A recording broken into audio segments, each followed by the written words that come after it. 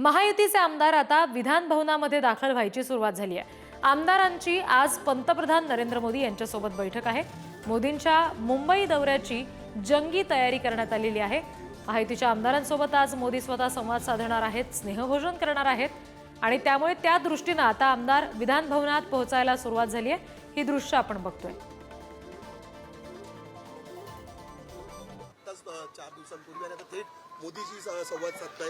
असं की महायुतीने महायुतीला जो ऐतिहासिक जनादेश मिळाला, मला वाटतं पार्श्वभूमीवर निश्चितच या जनादेशाचा आदर करताना राज्याच्या जनतेच्या अपेक्षा काय असतील, कशा पूर्ण करता येतील, मला वाटतं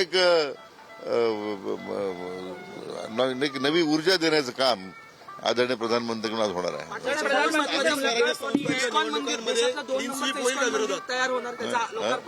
इस्कॉन मंदिराचं लोकार्पण पंतप्रधान करतील, त्यासोबतच 2 युद्धनौका आणि 1 पाणबुडी, एवढं मोठं विनाश जे क्षेत्र आहे कसं बघतात? मेक इन इंडिया या मुद्द्यावर आज देश संरक्षण उत्पादनामध्ये स्वयंपूर्ण होतोय। आनंदाची गोष्ट आहे की आज पाणबुडीचं वितरण होत आहे, परंतु पुण्यासारख्या ठिकाणी कल्याणी उद्योग समूहानं जे त्यात पुढाकार घेतला, एल&टीने पुढाकार घेतला, हे मेक इन इंडियाचं एक फार मोठी उपलब्धी या आदरणीय प्रधानमंत्र्यांच्या नेतृत्वाखाली या सरकारमध्ये। सर, प्रधानमंत्री से मुलाकात होनी है,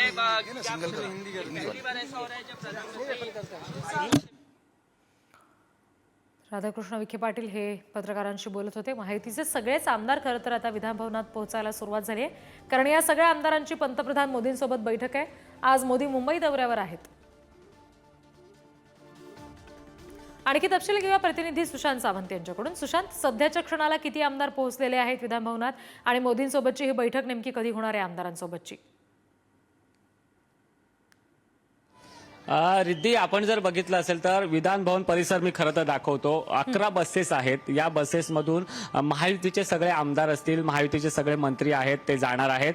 इथून खरं तर 9:30ची सर्व आमदारांना वेळ देण्यात आलेली आहे, कारण पंतप्रधान नरेंद्र मोदी 10-10:30च्या सुमारास आंग्रेस नेव्हीच्या कार्यक्रमाला येतील आणि त्यानंतर खरं तर पंतप्रधान नरेंद्र मोदी सर्व आमदार आणि महायुतीच्या मंत्र्यांशी अर्थातच चर्चा करणार आहेत। आपण जर बघितलं असेल तर आमदारांमध्ये देखील रिद्धी उत्साह आहे। त्याचं मुख्य कारण म्हणजे महायुतीचं एवढं भक्कम सरकार आल्यानंतर खरं तर पंतप्रधान नरेंद्र मोदी पहिल्यांदा आज महायुतीच्या सर्व आमदारांशी चर्चा करणार आहेत।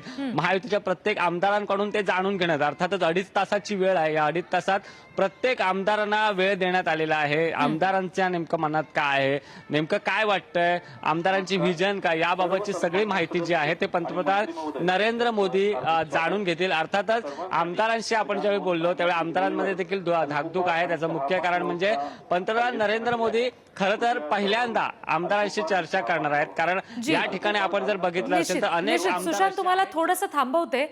काही वेळापूर्वी गोपीचंद पडळकर यांनी पुढारी न्यूजला प्रतिक्रिया दिलेली आहे, आपण बघूयात ते नेमकं काय म्हणाले ते।